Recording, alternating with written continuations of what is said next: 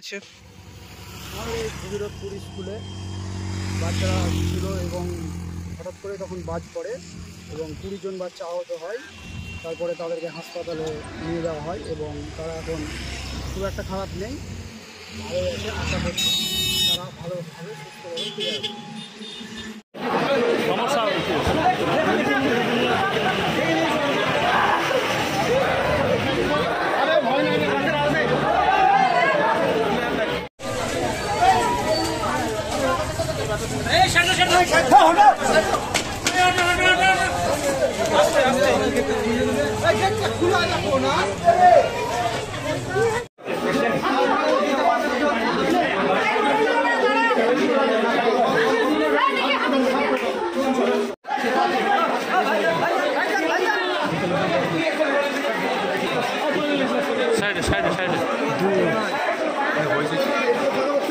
तीन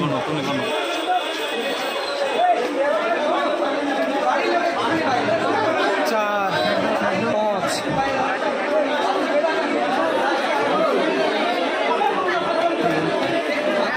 রাস্তাটা ক্লিয়ার করে না সাইডে 6 7